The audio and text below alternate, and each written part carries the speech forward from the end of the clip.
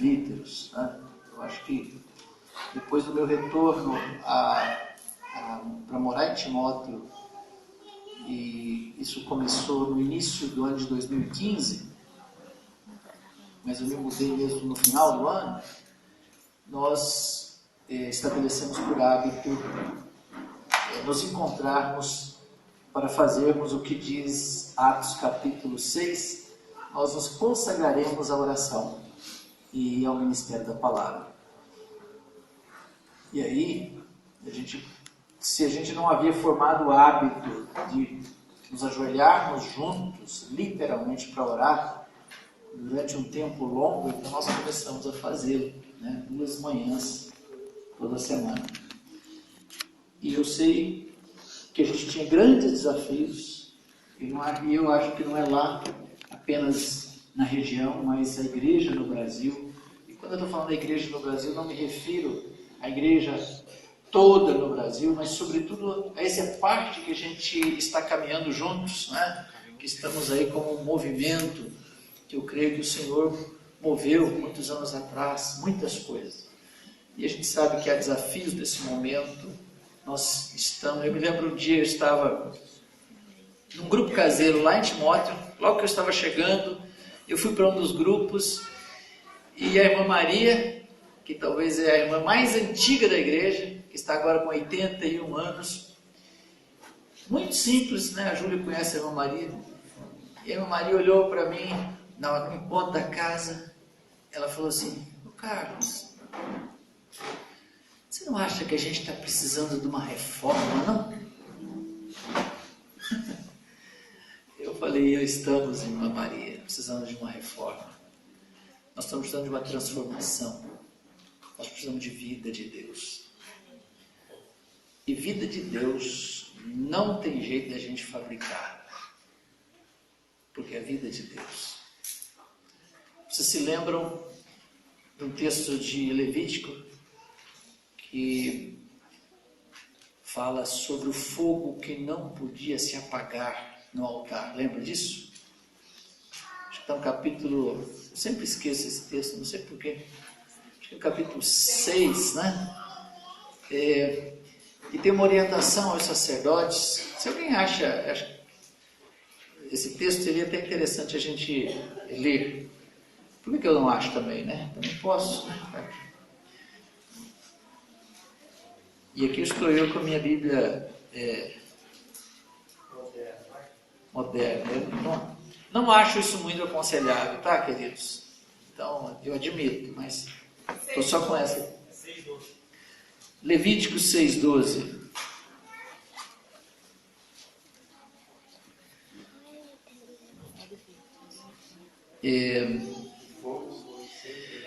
O fogo, pois, sempre arderá sobre o altar, não se apagará, mas o sacerdote acenderá a lenha nele cada manhã, e sobre ele porá em ordem o holocausto, e sobre ele queimará a gordura das ofertas pacíficas. O fogo arderá continuamente sobre o altar, não se apagará. Hoje, quando a gente fala em fogo, é uma coisa tão simples, tão corriqueira, que a gente às vezes não entende o que está escrito aqui.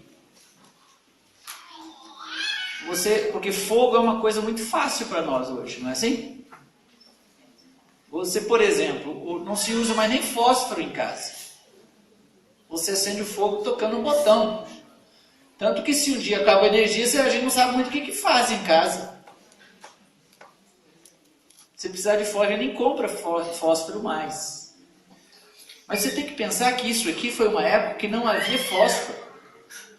Que não havia fogo, era uma coisa muito difícil de se obter. O processo de fazer fogo, quem já viu aí esses filmes, ou esse treinamento de escoteiro, às vezes vai ver como é que faz, passa lá uma madeira numa outra. Eu vou dizer para você, nunca, alguém aqui já acendeu fogo assim? Acho que nenhum de nós. A Zelinha já acendeu fogo assim. Ai. Falei: Zélia, por que você não compartilhou lá? Olha só. Tinha que juntar 2 gravetinhos, o pai dela ensinou, ela tinha que levantar muito cedo, porque custava. Aí tinha um buraco, parece que tinha uma paineira, um negócio de árvore lá. Aí ela tinha que ficar rodando 2 calçados pedacinhos assim, por muito tempo. Ela disse que demorava muito. Era demorado o fogo, e uma das razões que se orienta para não se apagar é porque era muito difícil, sim, fazer fogo. Então tinha que deixar o fogo, a brasa, acesa o tempo inteiro. Não podia se apagar porque era difícil acender. E nós precisamos ter em mente o que a palavra de Deus quer nos ensinar. Existe um princípio espiritual nisso aqui, irmãos. Porque se hoje é fácil acender o fogo batendo no botão, e se nós queremos entender esse texto assim e aplicar na nossa vida espiritual, nós não vamos ter experiência com Deus. Temos que nos mergulhar no contexto. Porque quando o fogo se apagava, custava acender de novo. E esta é a verdade na minha e na sua vida. Se deixamos o fogo apagar, a alma se esfriar, o espírito se extinguir, é muito difícil acender de novo. E pouca gente tem peito e perseverança para ir adiante e conseguir sair de um estado de frieza, de um declínio. O fogo, o sacerdote, não era, vamos dizer, a lenha era alguma coisa que o sacerdote tinha que fazer, pôr em ordem, tinha que colocar ali. O fogo, nesse caso, o símbolo do fogo é Deus, é a vida de Deus, a obra do Espírito, a operação, a transformação que vem do Espírito Santo de Deus na nossa vida. Aquilo que faz arder o coração, aquilo que dá experiência. O Saulo falou algo aqui sobre ter experiência com o Espírito Santo de Deus. E depois eu quero, se der tempo, quero ir para Romanos capítulo 12, porque lá usa essa palavra para que experimenteis. Irmãos, e aí quando a irmã Maria falou disso lá atrás, eu entendia isso. Nós precisamos reacender, às vezes não é tão fácil. Seja uma pessoa, ou seja, a vida coletiva da igreja que está num declínio, vamos dizer, numa trajetória de declínio, não é fácil conseguir reverter isso, mas é possível.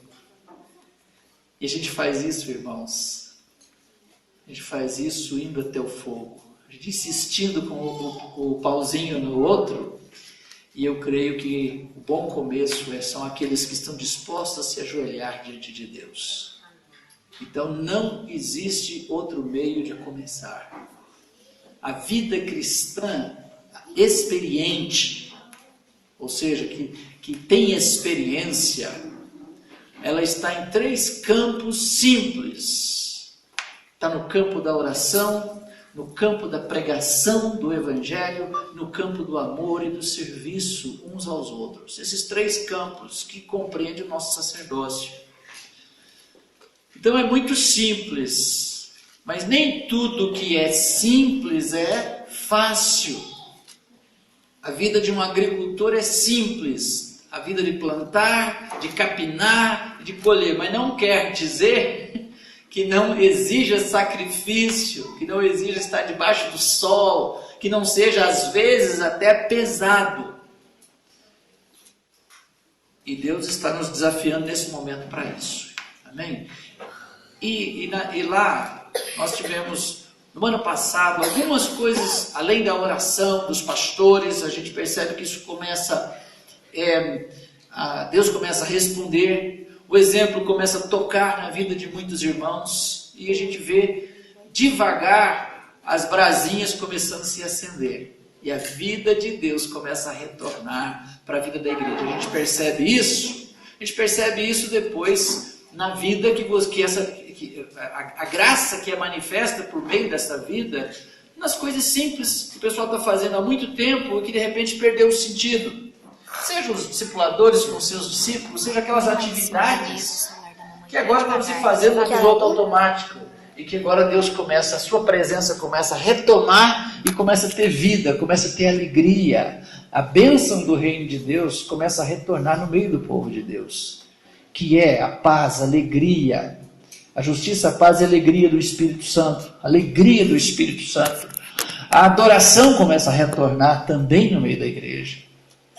A alegria na adoração. Enfim, e no início deste ano, tivemos um retiro muito, muito precioso no Carnaval. E nós chamamos o Bruno, né,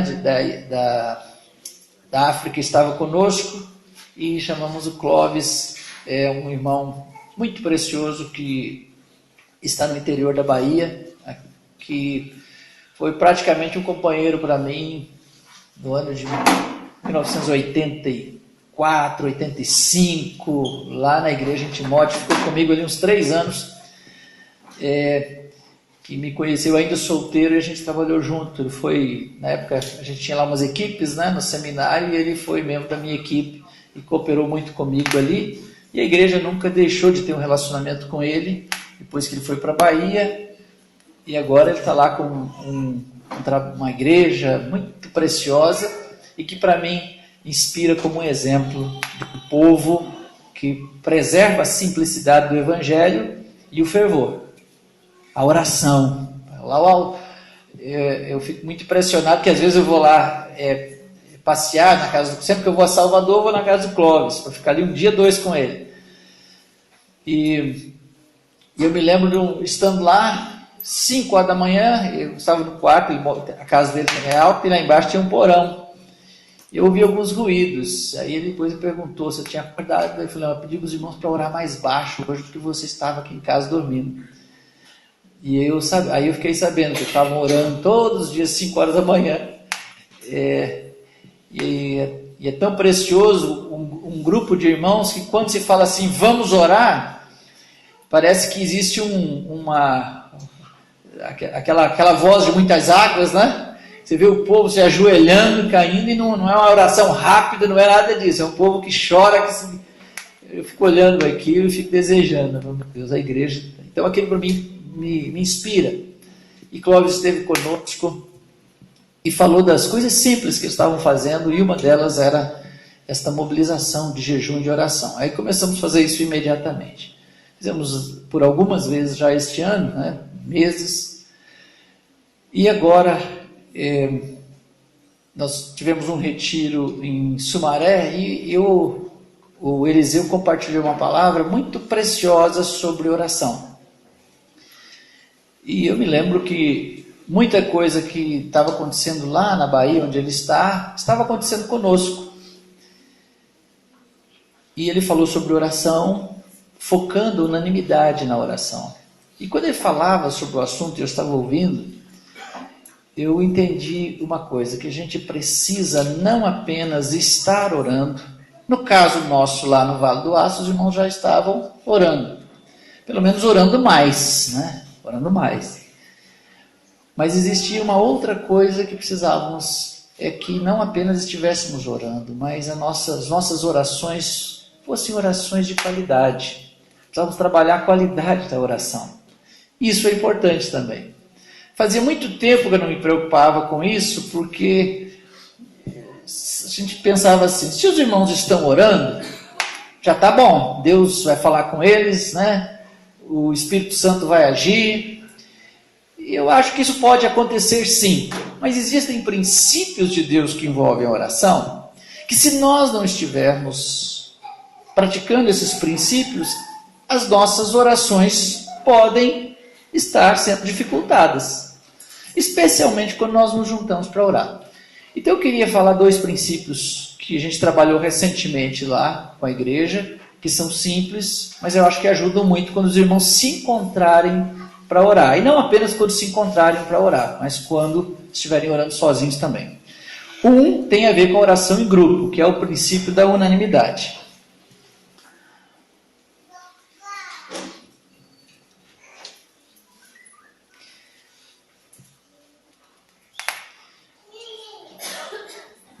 Existe um texto em Deuteronômio capítulo 32, que eu acredito que pode ser aplicado, irmãos, dentro da oração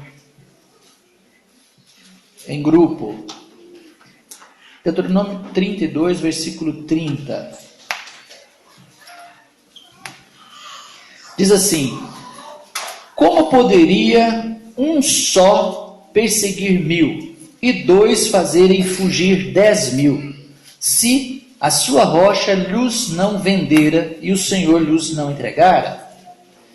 Isso aqui é um versículo que eu estou pensando de um capítulo inteiro, que é um cântico, que é um hino que Deus deu a Moisés para que ensinasse o povo de Israel por diversos motivos. E obviamente aqui está numa linguagem poética, né, por ser um cântico. Esse versículo aqui, eu me lembro que eu li um livro uma vez, muitos anos atrás, que o irmão, com muita propriedade, aplicava isso na oração. O que esse texto está dizendo? Aqui está falando sobre Israel, que um soldado iria perseguir 1000. Está fazendo uma pergunta, mas está fazendo esta exposição. Pergunta: como poderia um perseguir a 1000 e 2 perseguir a 2.000? É isso mesmo? Oi? Um persegue 1000 e 2 persegue 10.000, mas isso foge à matemática. Bom, já foge à matemática um perseguir 1000, né? Já seria assim uma coisa extraordinária, um grande milagre. Tanto que Deus está perguntando assim: você acha que é normal, né, um soldado de vocês conseguir vencer 1000? Mas aqui está implícito, não é? Uma coisa maravilhosa. Um sozinho persegue 1000. Mas quando estiverem 2 juntos, não vão perseguir 1000. Essa eficácia vai ser para 10.000. Será que nós cremos que isso é verdade com respeito à igreja? Quando nós nos juntamos para orar? E quando nós juntamos para orar, nós vamos então remeter isso a outras promessas de Jesus que precisam ser levadas a sério. Como Mateus 18, versículo 20: em verdade também vos digo, que se 2 dentre vós sobre a terra concordarem a respeito de qualquer coisa que porventura pedirem, ser-lhes-á concedida por meu Pai que está nos céus. 2 ou 3 concordarem. Depois vamos falar um pouquinho sobre esse concordarem. Mas nós precisamos entender primeiro isso aqui: orar junto é eficaz. Orar junto, com coração unânime, existe promessa de Deus que Deus vai responder às nossas orações. Olha, irmãos, então vamos orar juntos? Vamos. Então é assim, Deus vai responder? Vai. Então vamos sentar eu e o Marquesani e vamos orar juntos, eu, ele e o Saulo, e vamos orar juntos ao Senhor. Vamos concordar com alguma coisa? Vamos. Aí o Marquesani falou: eu passei ali na lotérica e vi que a cena, né, está acumulada, está com quase 40 milhões. E aqui está escrito: se a gente pedir alguma coisa, se formos unânimes, nós vamos concordar e vamos fazer assim: se é 30 milhões, nós vamos dar 10 milhões de oferta, amém? E vamos dividir 10 para cada um, 40 milhões, 10 de oferta, 10, amém? Hoje, glória a Deus, agora nós estamos feitos. E vamos concordar, e aí Deus vai responder, vai nos dar os 40 milhões, amém? Mas não está escrito aqui, não? Aqui está falando a respeito de qualquer coisa que porventura pedirem. Como é que a gente resolve? Oi? E onde está escrito que tem que ser a vontade de Deus? Está escrito, gente. 1 João, capítulo 5. Vamos lá?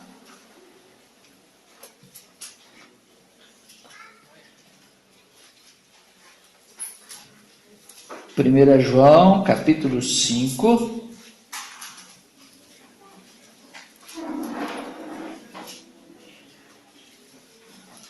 versículo 14, E esta é a confiança que temos para com Ele, que, se pedirmos alguma coisa segundo a sua vontade, Ele nos ouve. Existe um desafio na oração, irmãos. O desafio de orarmos à vontade de Deus. Lembra que Jesus ensinou a orar assim: venha o teu reino e faça a tua vontade na terra. A igreja tem a sublime tarefa de clamar ao Pai para que sua vontade seja feita aqui nesta terra. Existem coisas que já nos são reveladas a vontade de Deus e que podemos já ir mais fácil adiante. Um dia Jesus, por exemplo, disse: a seara é grande, mas os trabalhadores são poucos. O que ele diz? Rogai ao Senhor da seara que envie trabalhadores para a sua seara. Então ele está dando uma orientação. Então vamos falar, é da vontade de Deus a gente pedir que envie obreiros para a obra de Deus? Não precisamos perguntar, já sabemos. Sim, é a vontade de Deus. Podemos orar com confiança. Outro exemplo, Paulo fala em 1 Timóteo 2:1, antes de tudo, rogo que useis a prática de oração, de intercessão, de súplicas em favor das autoridades, daqueles que se acham investidos em posição de autoridade. Então, já sabemos que precisamos orar pelas autoridades. Nós podíamos ir dentro das Escrituras e olhando outras orientações, como enchei-vos do Espírito. Então são orientações que podemos orar com confiança aqui. Orar pelas autoridades, quando nós pensamos em autoridade, nós pensamos no país, né? Então um dos motivos que nós temos lá hoje, 5 motivos de oração, nesse momento, nesse mês de jejum.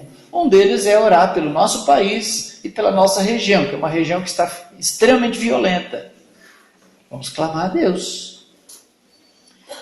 Então podemos orar. Agora, existem outras coisas que nós não sabemos a vontade de Deus e precisamos discernir. E aí isso nos levará ao outro ponto que eu gostaria de ressaltar aqui, que é orar na dependência do Espírito Santo. Antes de falar sobre isso, eu gostaria de ressaltar sobre outra coisa importante da oração em grupo, é que existem promessas nas Escrituras que são coletivas. 2 Crônicas 7,14, que fala assim: se o meu povo, que se chama pelo meu nome, se humilhar, orar e me buscar e se converter dos seus maus caminhos, então eu ouvirei dos céus, perdoarei os seus pecados e sararei a sua terra. Percebe que o texto não está falando com uma pessoa? Está falando se o meu povo, está falando como o povo de Deus. Então é uma chamada ao quebrantamento coletivo. Daí a importância de nos juntarmos em oração e nos humilharmos perante o Senhor. Quando Jesus falou, recebereis poder ao descer sobre vós o Espírito Santo, ele falou também como uma promessa coletiva, uma promessa para a igreja, tanto que eles receberam o derramar do Espírito Santo quando estavam juntos, reunidos em oração. E a busca coletiva, como um texto importante, que está em 2 Crônica 20, é um capítulo inteiro, não vamos ler porque demoraria, né? A ministração do Eliseu foi até em cima desse texto aqui, mas mostra o povo de Deus praticando 2 Crônicas 7,14. O povo de Deus junto, aquela promessa, porque essa, não sei se vocês sabem, mas 2 Crônicas 7,14 foi uma promessa que Deus deu a uma pessoa, a um dos reis de Israel, que foi Salomão. Quando Salomão estava dedicando o templo, Deus aparece para ele e falou: quando essa casa que você edificou, eu aceitei. E aí ele fala: mas se o povo se desviar, eu vou rejeitar essa casa, eu vou rejeitar tudo, eu vou destruir isso aqui. Isso não vale de nada, se não tiver coração. Aí ele fala: mas se o povo tiver sendo desterrado, foi levado escravo, etc. Aí ele está falando assim: se esse povo, que se chama pelo nome, se humilhar, eu vou ouvir do céu, vou perdoar os pecados. O povo estava num momento difícil, em 2 Crônicas, capítulo 20, e ali eles fazem isso.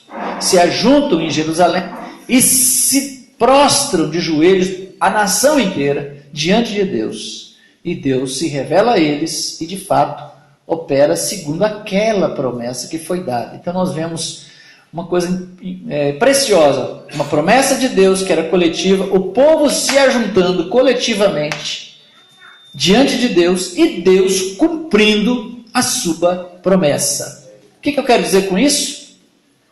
Que se isso aconteceu há 3.000 anos atrás quase, vai acontecer agora. Nós vivemos em dias que, como igreja, precisamos nos humilhar diante de Deus, para que Deus recupere a sua vida, o seu mover, a obra do Espírito do Senhor sobre nós. Para que a gente não seja um povo que vai carregando uma arca vazia. Amém? Vamos falar um pouco sobre dependência do Espírito Santo. Então, o primeiro princípio é unanimidade. Fala, Jonas. Não, só você falando que tem algo importante. A nossa humilhação, na verdade, né, cara? Nesse sentido, precisa ser consciente, precisa descer para o coração. Né? Amém. Precisa reconhecer a necessidade de se humilhar. Amém.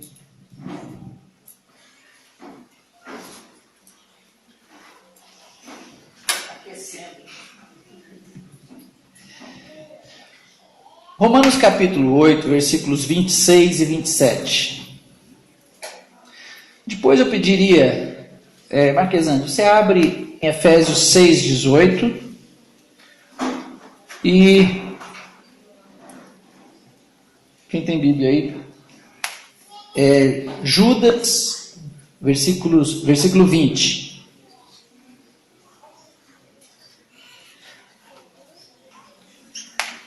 Romanos 8, alguém já abriu aí? Pode ler? Com convicção?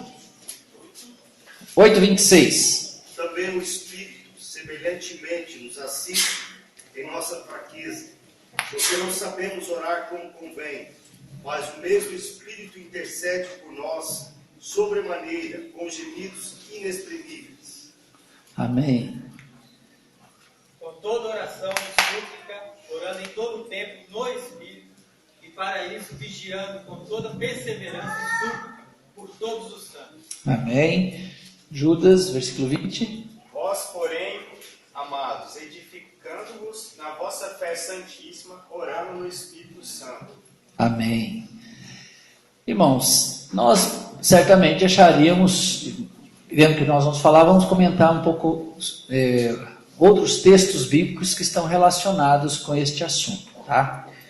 Mas a gente precisa aprender a depender do Espírito Santo na nossa oração, para podermos ter oração eficaz. E eu não estou falando isso como alguém que tem uma vasta experiência nisso, porque é um desafio a gente crescer nisso. Então, mesmo que a minha experiência ainda não esteja lá, uma experiência que eu consideraria ideal, eu estou buscando isso. E quero, desejo que você saia daqui desafiado a aprender a depender do Espírito Santo em oração. Vamos pensar agora como seria isso na prática. O texto de Romanos 8, 26 fala: o Espírito nos assiste na nossa fraqueza, e aí especifica a razão. Por quê? Porque não sabemos orar como convém. Você concorda que orar é fácil e que orar é difícil? Teve um homem de Deus que falou isso. Falou: a oração é a coisa mais simples e a mais fácil, porque até uma criança pode fazer. E eu, enquanto estávamos aqui hoje cantando, adorando, eu não resisti. Eu peguei o meu celular e filmei uma criança entre nós adorando. Porque eu lembrei do que Jesus falou. Da boca dos pequeninos eu alcancei, eu tirei perfeito louvor. Então, quando eu vi uma criança com os olhinhos fechados, adorando, cantando fervorosamente o cântico, eu pensei, ali está uma adoração perfeita. É muito simples, mas é possível que muitos adultos aqui tiveram dificuldades de adorar. Por quê? Porque estavam pensando em outras coisas, ansiosos. Eu mesmo estava lutando ali. Oração é assim. Esse irmão, esse homem de Deus falou, orar é tão simples que uma criança pode fazer. E é tão difícil que um homem velho na fé tem dificuldade de fazer. Porque nunca, ninguém consegue ficar expert em oração. Nenhum de nós. Não é possível. Sabe por quê? Porque a experiência da verdadeira oração nos levará à comunhão. O alvo da oração é comunhão com Deus. O alvo da oração é contato com Deus. O alvo da oração é alinhar a alma com Deus. O alvo da oração é conhecer a Deus, é ouvir sua voz. E nós, se queremos entrar no caminho de uma oração que vai ser bem sucedida, nós vamos precisar da ajuda do Espírito, porque é o Espírito Santo dentro de nosso espírito, que é a vida de Deus, que é o ponto de contato com Deus. Não levar isso em consideração, irmãos, é fazer orações vazias, do mesmo modo que Jesus falou. Não, porque presume que por isso muito falar serão ouvidos. Portanto, a oração, ela não conta pela quantidade de palavras, mas conta se conseguimos ter comunhão com Deus. Por isso que orações fervorosas, muitas vezes, o silêncio. Às vezes uma pessoa está fervorosamente orando, calada. Às vezes Deus não vai ouvir as palavras, Ele vai ouvir o silêncio, Ele vai ouvir as lágrimas. Lembra que foi lá em Ezequias, quando Deus o curou, falou, eu ouvi as tuas lágrimas. Deus tem ouvido que ouve a lágrima. Deus tem ouvido que ouve o silêncio. Por quê? Porque Deus ouve um coração que quer se aproximar dele.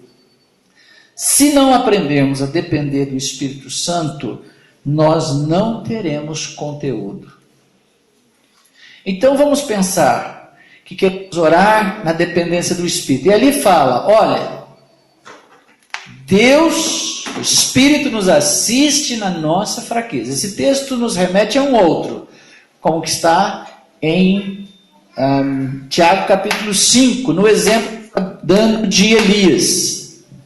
Quando fala do exemplo de oração de Elias, fala, Elias era um homem semelhante a nós, sujeito aos mesmos sentimentos. E tem tradução que fala sentimento, tem tradução que fala sujeito às mesmas fraquezas. Fraqueza tem a ver com o nosso estado humano. Lembra? Não está falando de pecado. Porque você vai olhar a vida de Elias e vai ver que quando está se falando das fraquezas de Elias, está falando do momento depressivo que ele passou. Não é? Que ele estava lá valente, fazendo aquele sacrifício, enfrentando toda uma nação e ficou com medo da ameaça da Jezabel e teve que fugir e pediu para si a morte. Então aquela experiência de Elias mostra um homem comum, um homem que tinha conflitos na sua alma, mas não era um pecador, no sentido de um homem entregue à sua própria vontade. Então, irmãos, nós precisamos diferenciar entre fraqueza, que está relacionado com um estado débil, um estado humano que é débil. O ser humano é débil no seu corpo e é débil na sua alma. Assim como o nosso corpo, ele adoece sem explicação, sem aviso, e a gente inclusive aceita isso, compreende isso e, vamos dizer, luta com isso. Você fica com uma virose, você pega dengue, e aí você fica acabado ali durante 7 dias, 10 dias. E o seu rendimento fica afetado, tudo isso. E o que você faz? Você vai tomar os seus remédios, vai tomar o chá, vai tomar o que for necessário. E se for outra enfermidade, você vai tentar descobrir a medicação para te tirar daquela situação o mais rápido possível. Nosso corpo é suscetível a enfermidades. Por quê? Porque nosso corpo foi afetado pelo pecado. Nosso corpo, ele envelhece, ele adoece e morre. A nossa alma faz parte da constituição humana e também foi afetada pelo pecado. E ela também está sujeita a momentos de tensão e, vamos dizer, de enfermidades. É nisso que o Espírito Santo quer nos socorrer. Amém? Quer nos redimir. Isso seria muito bom se nós acreditássemos no que diz as Escrituras aqui, irmão. Sabe por quê? Porque eu sei que todos aqui, eu vou me arriscar, mas acho que todos nós nos complicamos quase todas as manhãs quando vamos orar. E nós nos complicamos com o quê? Porque nós gostaríamos de ter sentimentos, nós gostaríamos de estar sentindo coisas que não estamos. Nós gostaríamos de estar sentindo mais fé, por exemplo. Nós gostaríamos de estar sentindo mais desejo pela palavra de Deus, ou vontade de orar, né? Desejo assim de orar. E a gente percebe que nossa alma oscila, geralmente muito mais para baixo do que para cima. O Espírito Santo quer nos socorrer na nossa fraqueza, gente. E a maioria de nós então faz assim.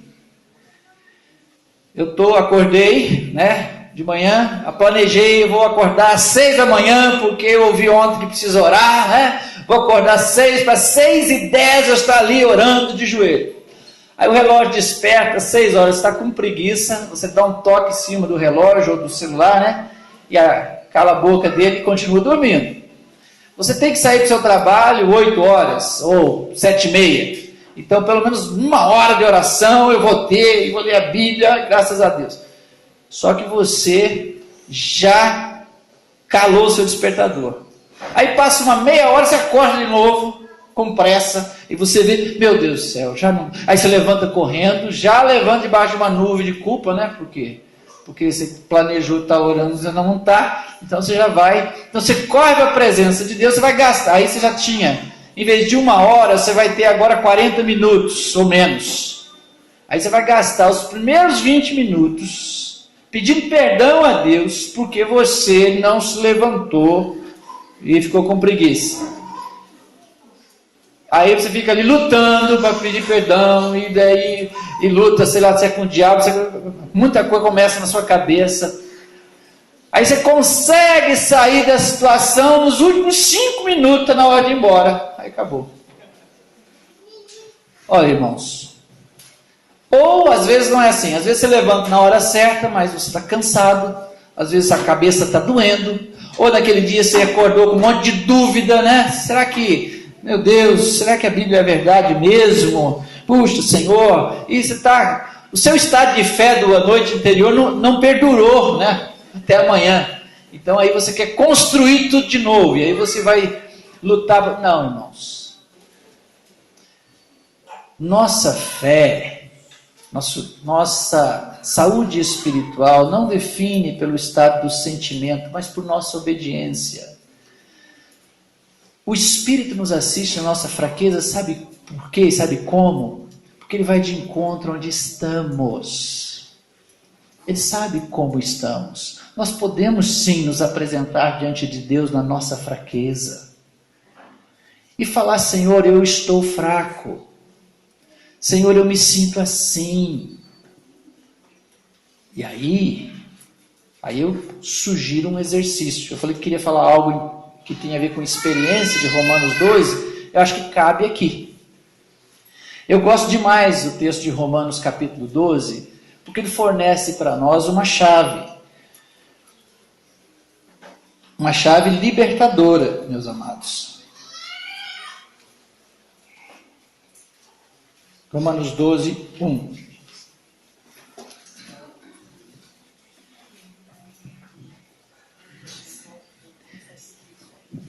Rogo-vos, pois, irmãos, pelas misericórdias de Deus, que apresenteis o vosso corpo por sacrifício vivo, santo e agradável a Deus, que é o vosso culto racional, e não vos conformeis com este século, mas transformai-vos pela renovação da vossa mente, para que experimenteis qual seja a boa, agradável e perfeita vontade de Deus.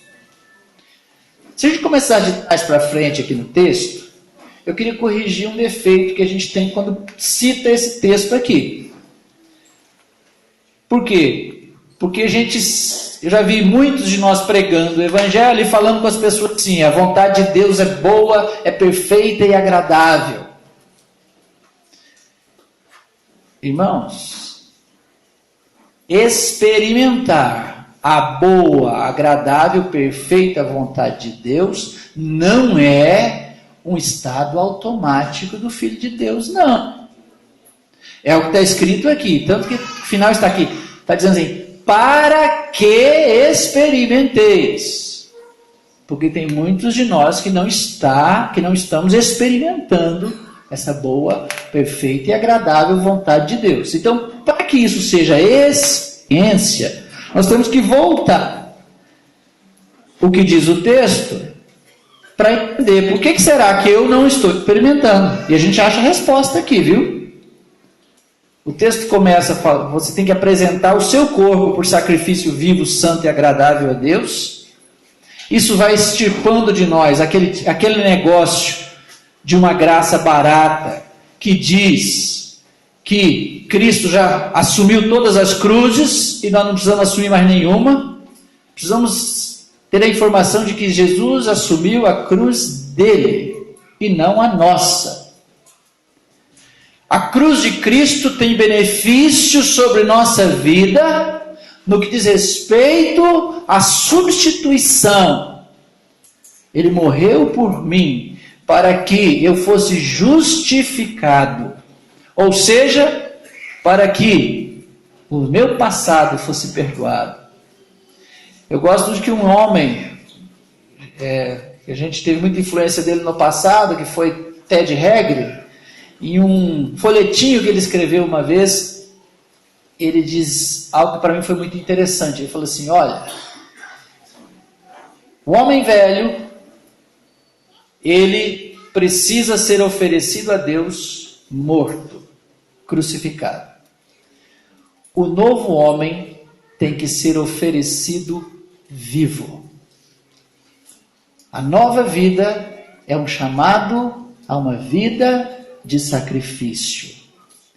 E se alguém não tiver coragem de crer neste evangelho, estará negando a história do cristianismo sadio de todos os séculos até nós.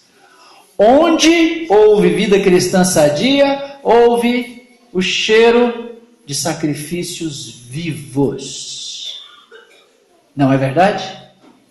Foi assim. Essas pessoas viveram em sacrifício vivo, dia a dia, e muitos deles foram literalmente sacrifícios, porque deram seus corpos. Dizer que foi circunstancial isso é negar as palavras de Paulo, que todo que viver piedosamente em Cristo vai padecer perseguição.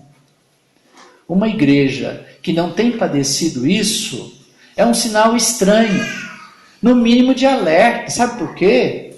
Porque mostra que o mundo está de bem conosco e nós de bem com o mundo. Esta é uma situação que deveria ser incômoda, desconfortável.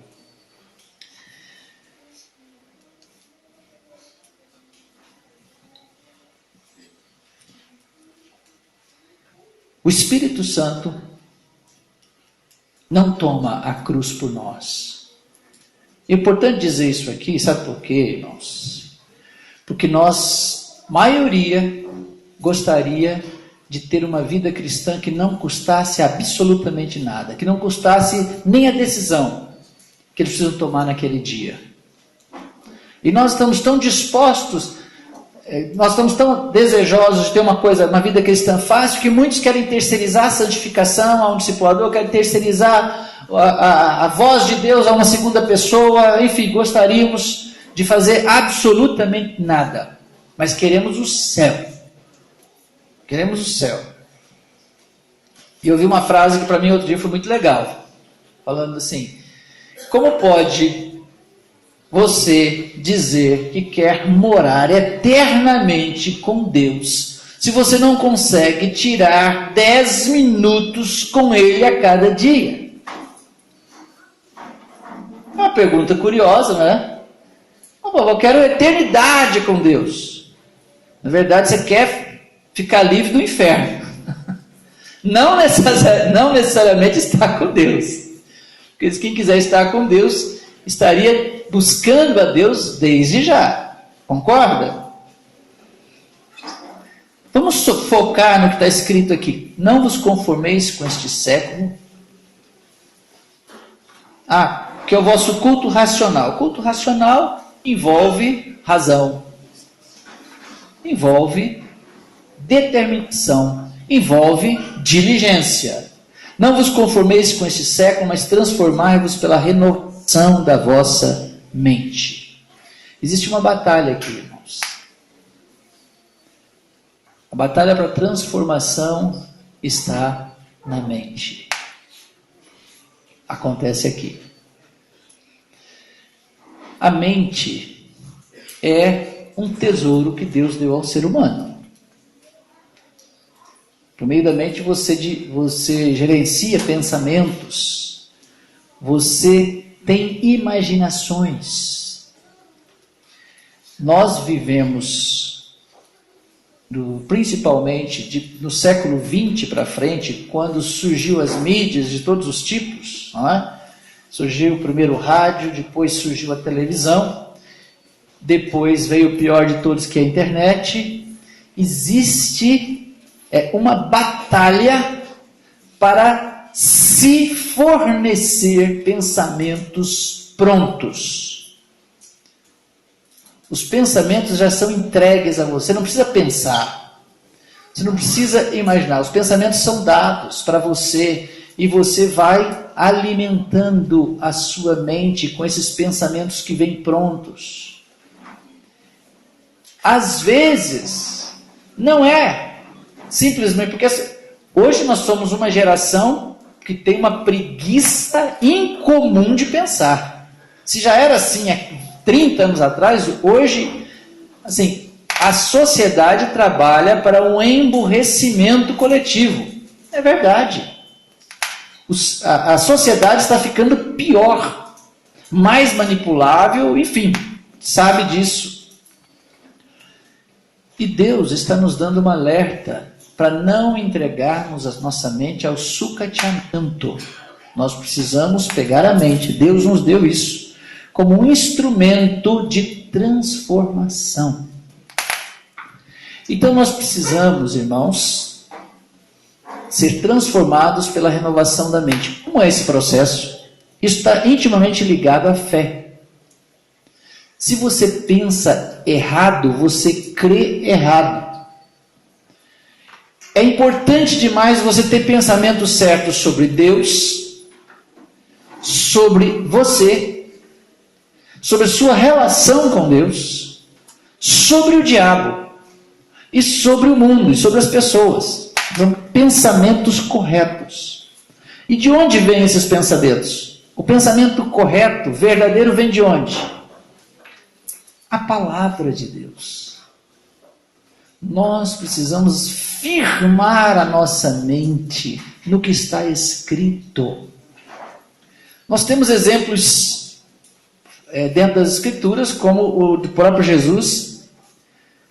Deus abençoe.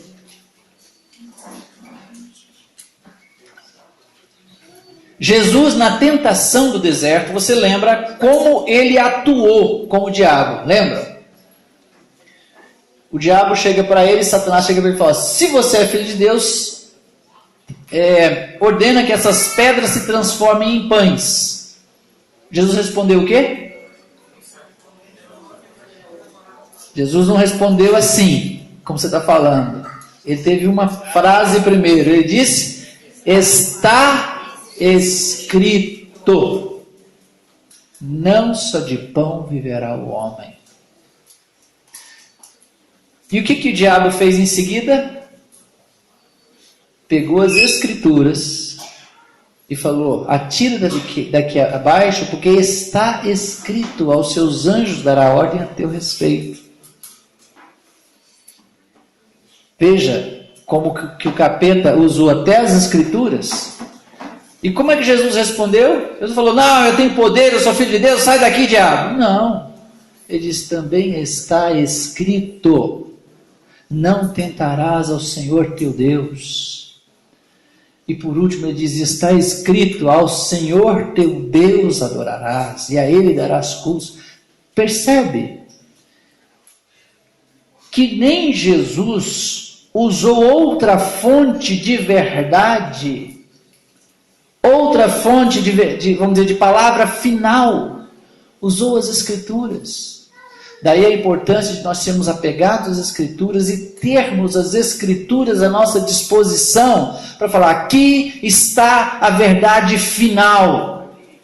Se eu chego diante de Deus e fui preguiçoso e não me levantei conforme eu queria, preguiça é pecado, todos concordamos com isso.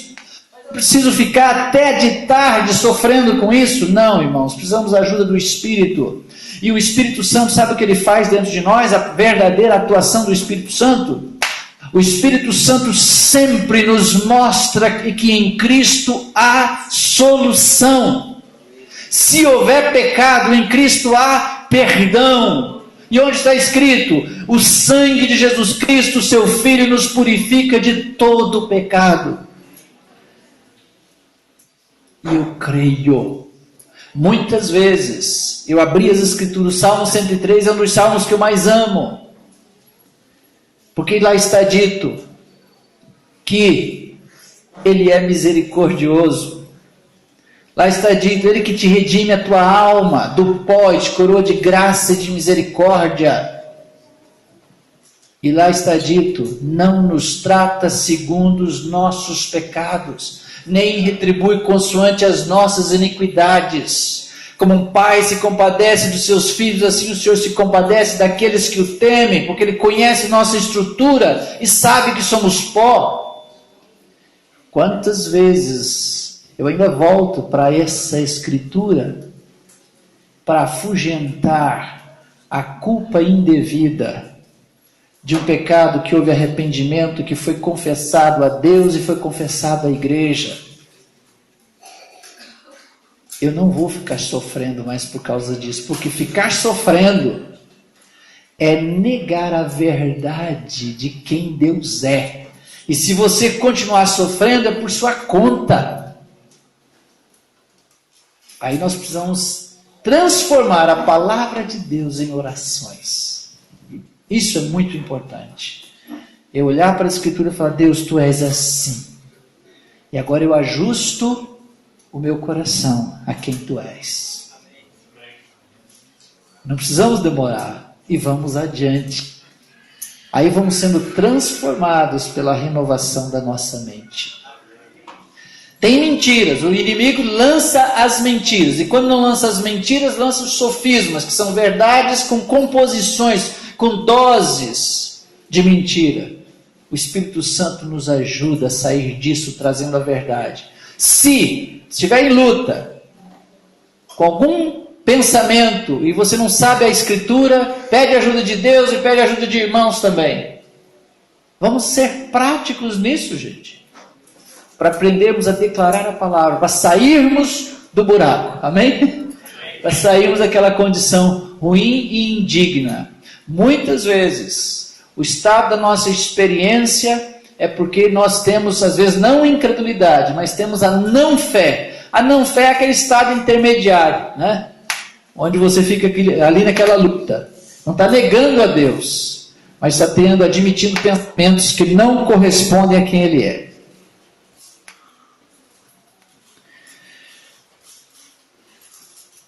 Quando formos orar, com a ajuda do Espírito Santo, eu estou falando isso aqui como um processo de sermos transformados. A verdade que está na palavra de Deus é que nos redime das mentiras e nos ajuda a sermos transformados. Isso em qualquer área da nossa vida, tá?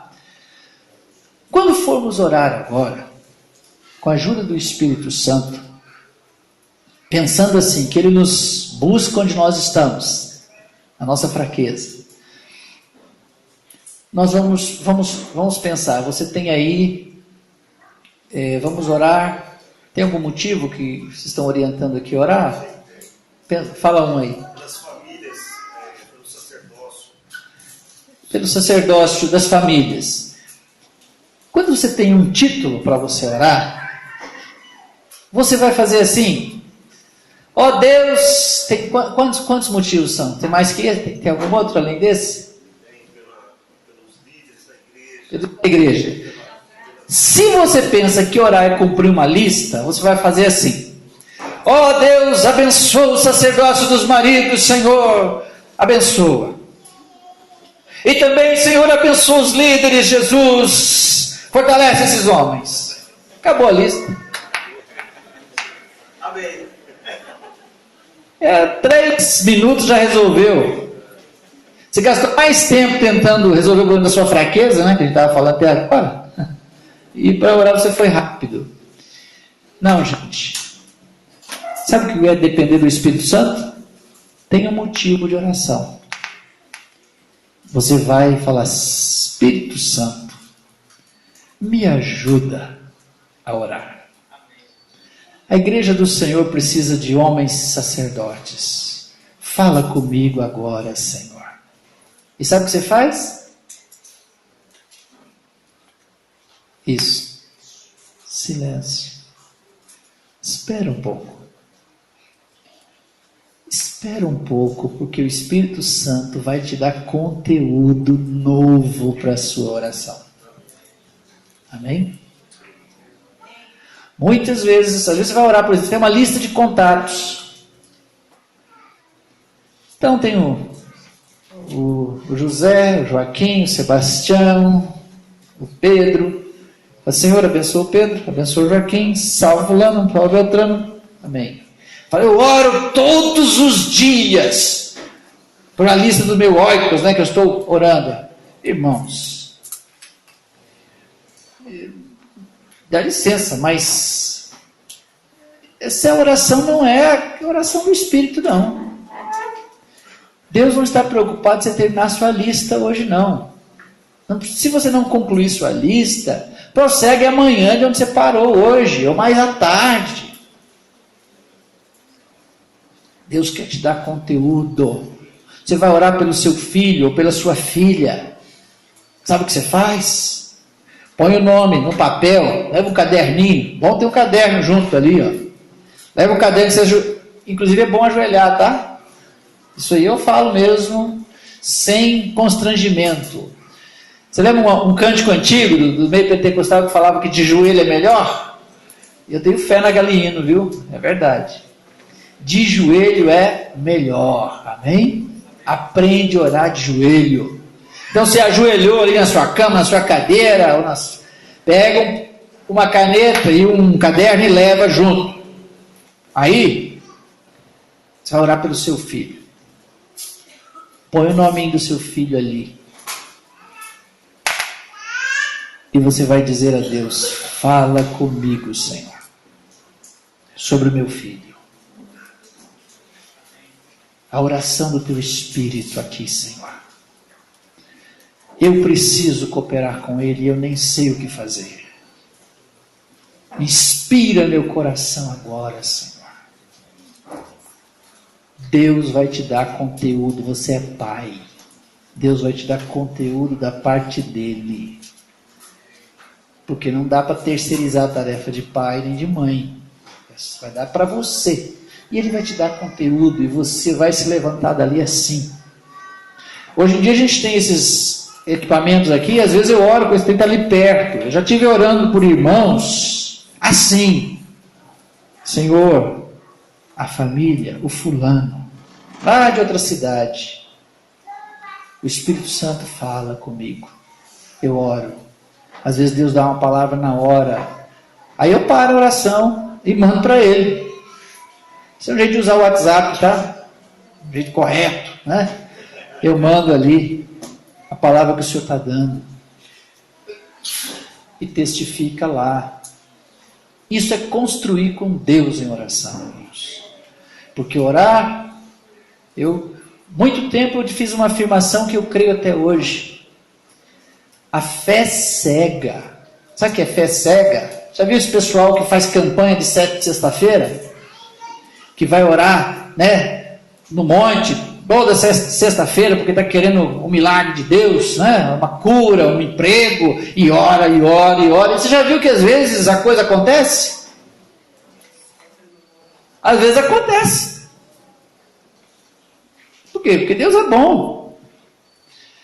Mas eu digo o seguinte, irmãos, que a fé cega pode produzir milagres, mas não produz aquilo que é o alvo da oração, não produz comunhão com Deus, não produz conhecimento de Deus.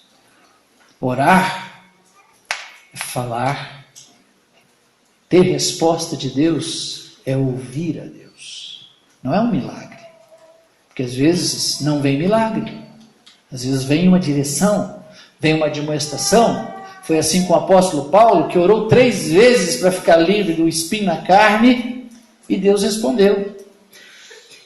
E Deus respondeu com a sua voz, com a sua palavra. Deus falou com Paulo. E a oração estava respondida, não é?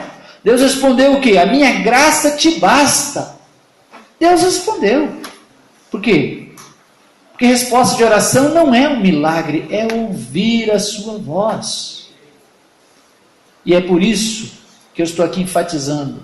A oração na dependência do Espírito Santo gera esse ambiente de ouvirmos sua voz. Outra coisa importante na dependência do Espírito Santo são os dons do Espírito Santo. Deus quer manifestar dons no momento da oração para nos ajudar. A palavra da sabedoria, a palavra do conhecimento, a profecia, o discernimento de espírito, isso são ferramentas, dons que Deus quer manifestar. O dom de línguas. Tem gente que tem umas teologia que vai prendendo a vida da igreja, sinceramente. Irmãos, eu vou confessar para vocês aqui que eu oro em línguas quando às vezes eu não sei também o que orar. Sabia? Tem uma pessoa que estou orando, estou ali parado, penso. Às vezes eu oro em línguas. Às vezes eu já orei em línguas e tive o entendimento da oração. Às vezes não. Mas é um recurso do Espírito Santo para orarmos com eficácia. Então os dons do Espírito Santo nos inspiram. Às vezes uma profecia, você ora por estar orando por alguém, o Espírito de Deus te dá dom, uma profecia que é para abençoar a pessoa. Às vezes você pode usar o método aqui, de mandar o recado, ligar, não tem problema. Nós estamos trabalhando com Deus. Então essa dependência do Espírito Santo é talvez o fator mais importante para a qualidade da nossa oração. Concorda? E Deus vai te ajudar nisso, irmão. Por último, que eu queria só dizer que atrapalha a oração é a incredulidade e o pecado. Não adianta queremos a incredulidade, a gente sabe que atrapalha, porque Jesus foi até impedido de operar em Nazaré por causa da incredulidade do povo. Então, quando começarmos a orar, e vamos ouvindo o Espírito, e vamos sendo unânime, Deus vai mudando a atmosfera entre nós, viu, gente? Esse é o alvo. De repente nós temos um ambiente de fé. E onde tem ambiente de fé, Deus produz cura, começa a fazer milagre, coisa que não estava acontecendo semana passada, começa a acontecer hoje. Coletivamente. Quando estamos sozinhos, também a incredulidade atrapalha. E precisamos resolver isso. Como nós resolvemos a incredulidade? De novo, com a palavra de Deus.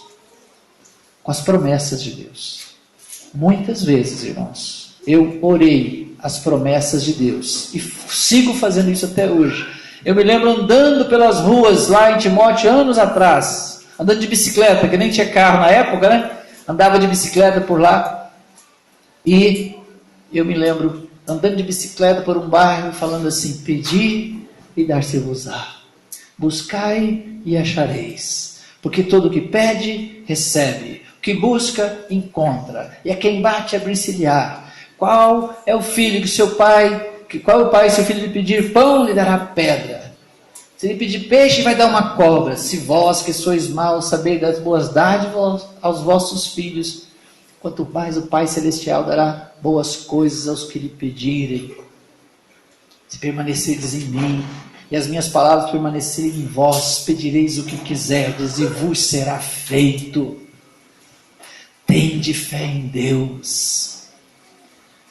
Porque em verdade vos digo que tudo quanto em oração pedirdes, crede que recebestes, e será assim convosco. E eu seguia uma lista, e depois voltava para ela de novo, e começava a orar, e declarar a palavra. Para vencer um coração incrédulo, precisamos das promessas de Deus. Só que não tem promessa de Deus que substitui uma vida reta. Amém? Se houver pecado, não adianta querer recitar textos.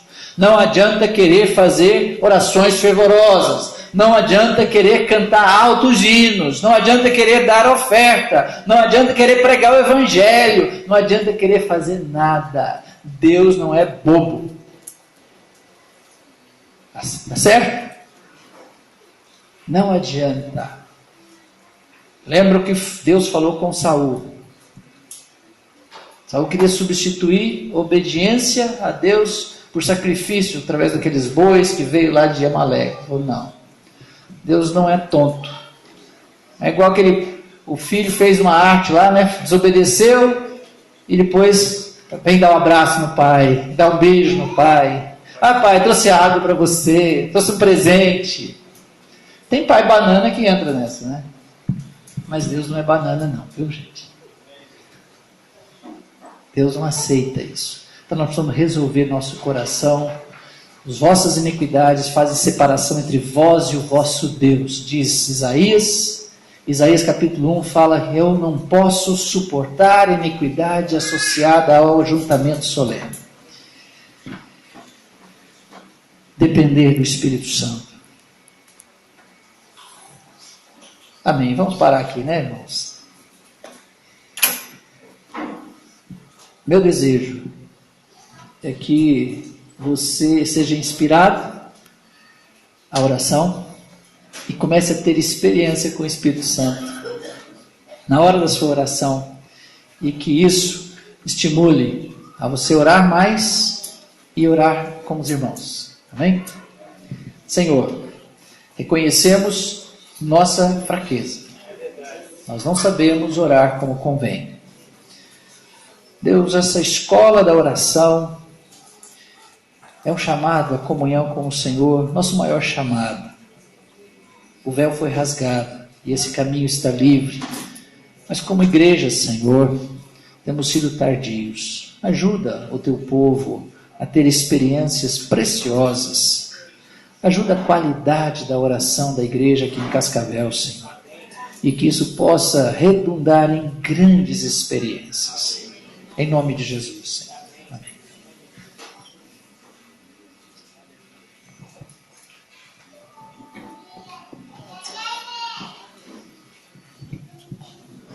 Amém. Nós estamos com 34 dias, né, de jejum e oração. E no último encontro nós não conseguimos comunicar isso aqui. Passou, né? Depois que nós começamos a mobilizar os irmãos, mas eu quero dizer para vocês que essa carga veio ao nosso coração quando estávamos reunidos com os líderes e conversávamos sobre